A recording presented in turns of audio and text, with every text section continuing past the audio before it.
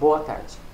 Eu vou dar continuidade ao meu texto que eu intitulei Espaço e Identidade Gay na cidade de São Paulo. A primeira parte do texto eu já fiz a leitura no primeiro vídeo. Esse, portanto, é o segundo vídeo. Eu vou ler o resumo para dar uma caracterização da totalidade do texto. O presente estudo tem como objetivo refletir a identidade gay no espaço urbano e na sociedade de consumo. A primeira parte do texto apresenta uma discussão sobre a condição homossexual ao longo do tempo e sua visibilidade e invisibilidade na cidade de São Paulo. Posteriormente, parte-se do princípio da existência de duas identidades, a real, revelada em espaços destinados ao público LGBT, e a virtual, acessada e utilizada em lugares onde não se é, de certa forma, permitido ser gay. O que se busca com o desenvolvimento dessa pesquisa é compreender a identidade de um sujeito gay que é gestado em um mundo majoritariamente capitalista, que faz surgir o consumidor, mercadoria, e faz desaparecer, diminuir o cidadão. Então vamos às palavras-chave: identidade, gay e espaço. Vamos à segunda parte do texto. Tá? A primeira parte eu fiz uma discussão sobre a homossexualidade na cidade de São Paulo. Agora eu estou indo para a segunda parte, que é identidade, consumo e cidadania.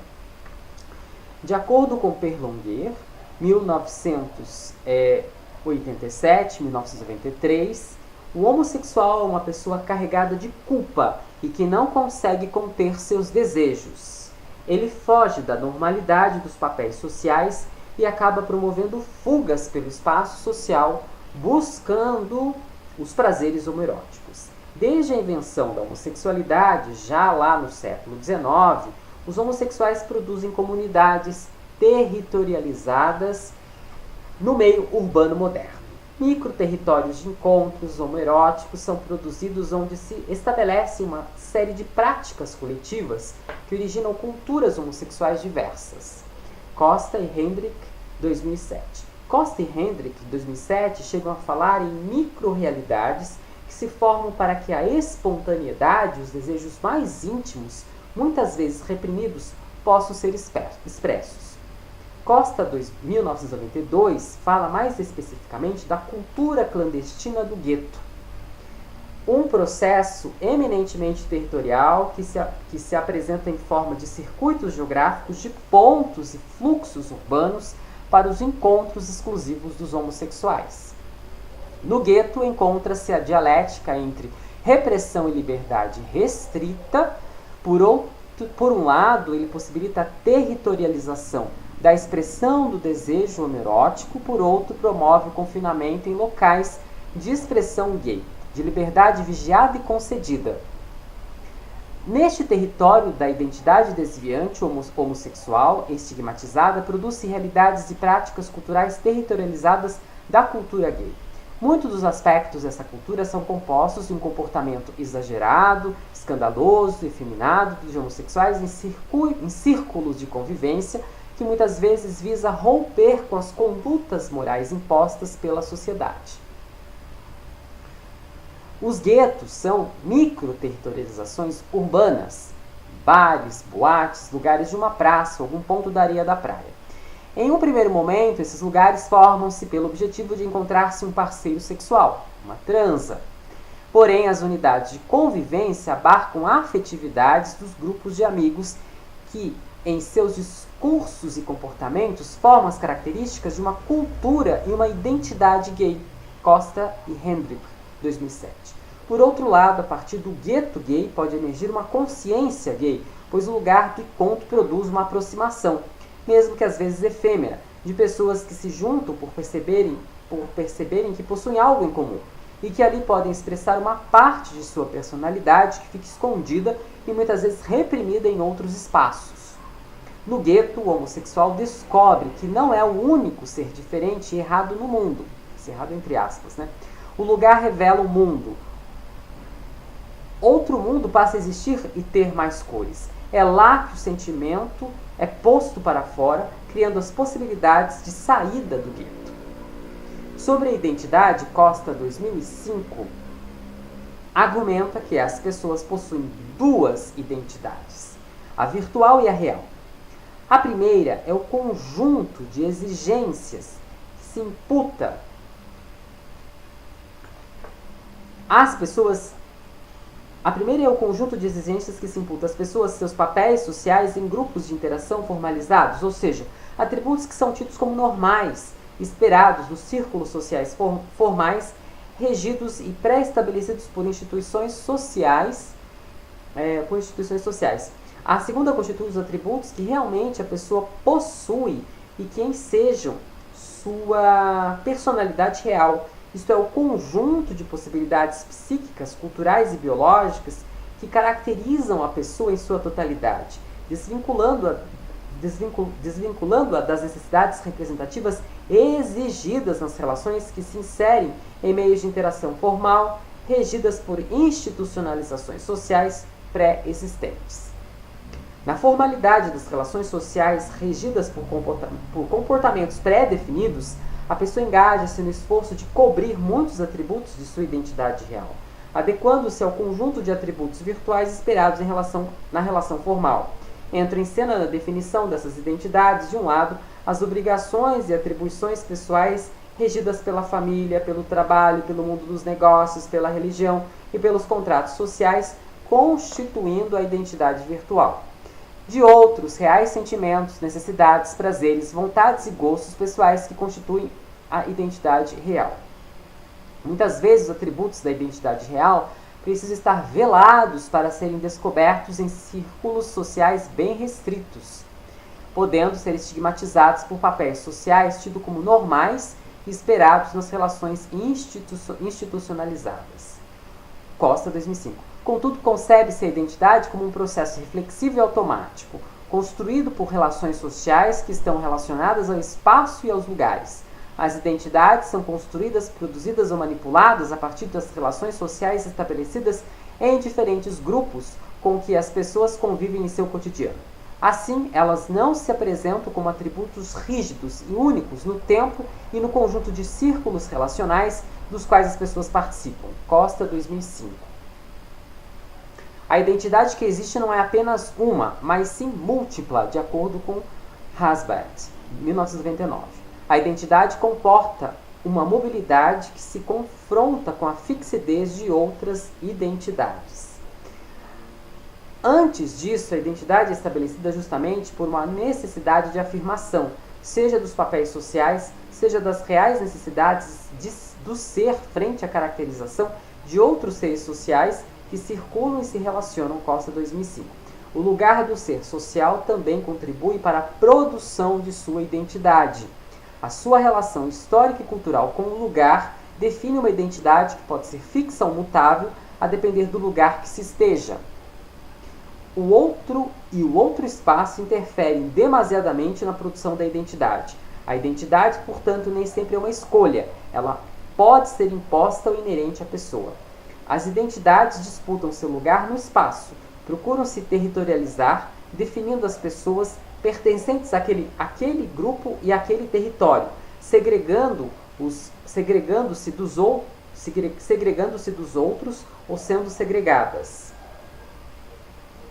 Costa 2005, página 87. Mesmo no grupo sociocultural dos gays ocorrem disputas, competitividade e ausência de solidariedade. Todavia, dentro deste grupo também se encontra amizade, cooperação e solidariedade. O grupo ainda se divide em vários outros grupos, reunindo pessoas com maior afinidade, proximidade, convivência nos lugares. Além disso, é possível pensar a relação deles estabelecida pelos meios tecnológicos, como a internet, por exemplo. Costa 2005 chama atenção ainda sobre a necessidade de estudos que aprofundem as questões sobre a construção e produção subjetiva dos espaços, enfocando o espaço emotivo, não apenas racional. Implicações espaciais sobre a agregação de pessoas na cidade em relação às festas, à sexualidade, aos desejos, à estética, à amizade ou ao amor devem melhor ser entendidas. É fato que, na maioria das vezes, os gays têm preferência pela vida urbana, principalmente de médias e grandes cidades e metrópoles. Isso pode, de certa forma, mostrar uma busca pela possibilidade do anonimato. A impessoalidade dela sugere um relacionamento efêmero, descartável, sem compromisso, que está relacionado à sociedade de consumo. Essa sociedade de consumo produz e reproduz uma cultura de consumo descartável e vice-versa. Esta cultura do efêmero também se transfere para a vida das pessoas, para o seu cotidiano, gerando um modo de vida próprio mesclado ao lugar onde descartar pessoas, sentimentos e até lugares ganhou maior praticidade. Baudrillard, 1995. Não se pode esquecer que o gay e o lugar estão, de maneira geral, sujeitados ao capitalismo. Harvey, 1990. É nesse sentido que a variável consumo também ganha força no período atual. O cidadão tende a desaparecer, dando maior espaço para a presença do consumidor. Para Lefebvre, 1958, a alienação torna-se o fundamento da impossibilidade de grande parte das atividades humanas reconhecerem seus processos de totalização. E essa incapacidade é gerada pela separação completa do trabalho e da obra humana, ou seja, o trabalho se transforma em labor, à medida que é trocado por salário e à medida que as atividades humanas tendem a se envolver em fetiches econômicos e consumistas. O trabalho motivado somente pelo valor de troca aliena. Contribui com isso também a complexa divisão do trabalho na sociedade moderna. Pelo valor de troca, a pessoa perde o sentido da obra humana, tornando-o alienado em funções parcelares e repetitivas. É desta forma que a pessoa se desgarra do sentido de realidade e a realidade torna-se algo externo a ele. Costa e Hendrick, 2007. Mais especificamente, Carlos, 2000, afirma que diante de uma metrópole, onde a morfologia urbana muda e se transforma de modo muito rápido, os referenciais dos habitantes, produzidos como condição e produto da prática espacial, se modificam numa outra velocidade, produzindo a sensação do desconhecido e do não identificado. Aqui as marcas da vida de relações e dos referenciais da vida tendem a desaparecer, ou a se perder para sempre. A ideia do estranhamento liga-se à ideia de que a atividade produtiva tende a apagar no capitalismo seus traços, marcando o desencontro entre sujeito e obra. Alfredo, 2004. É por isso que o lugar tende a causar um estranhamento e uma sensação de vazio, de significado, porque ele se torna mais mutável em uma velocidade acelerada. As memórias espaciais de uma cidade ou de parte de uma cidade tendem a ser arrasadas pelo mundo capitalista de consumo. Desta forma, a própria sociedade de consumo e o mundo do consumo participam ativamente na elaboração de uma identidade gay que se realiza marcadamente no espaço urbano. O gay do século XXI, de maneira geral, é muito menos o cidadão e muito mais o consumidor. Considerações finais. No que se refere à identidade gay, esta deve ser pensada a partir do espaço urbano e de como os pedaços dos espaços de uma cidade, que são possíveis de serem vividos e frequentados, interferem na elaboração dessa identidade. Questões geracionais, de classe, de escolaridade, de religião e de cultura são também ingredientes que devem ser levados em consideração na análise. Outro elemento chave é o fato de que o sujeito é cada vez mais um produto da sociedade capitalista de consumo. Os espaços, que são cada vez mais artificiais, atendem e são regidos pela lógica do capital, que a longa data vem gestando aquilo que ainda se denomina humano. O paradoxo está posto. A ampliação da consciência política gay em um contexto de produção de gays mercadorias. Pois, ao mesmo tempo em que o gay é mercadoria, ele é consumidor, ou seja, o outro é para ele mercadoria, assim como ele é para esse outro também mercadoria no mundo do consumo. Um mundo que se caracteriza como descartável, do prazer instantâneo, imediato, onde a memória parece não importar, pois o importante é saborear em grande quantidade E a qualidade não necessariamente é mais interessante que a embalagem, a imagem e o espetáculo. Muito obrigado. Tem algumas referências aqui, né, que eu usei o Anselmo Alfredo, né, uma parte da tese de doutorado dele, de 2013, o Bauman, com o livro Identidade, de 2005, né, a tese do Anselmo Alfredo está em 1995, foi no ano de 1995, né. Que mais? O livro O Lugar no do Mundo, da professora Ana Fania Alessandra e Carlos, de 1996. Um artigo da professora Ana Fania Alessandra e Carlos, São Paulo, hoje em dia, Las Contradiciones em Processo de Reprodução del Espaço, revista Escrita Nova, no ano 2000, né, volume 88. Benhur Costa, as relações entre os conceitos de território, identidade e cultura no espaço urbano, por uma abordagem microgeográfica, que está no livro Geografia, Temas sobre Cultura e Espaço, publicada pela editora UERJ e organizada pela professora Zeni Rosendahl e o professor Roberto Lobato Correia. Tem mais um outro texto de Costa e Hendrick, que se intitula Além da Sociedade, os dramas e os conflitos do espaço social, exemplo das microterritorializações homeróticas, no 9º Colóquio Internacional de Geocrítica, Universidade Federal do Rio Grande do Sul, Porto Alegre, 28 de maio, de junho, né? 28 de junho, 2007, né?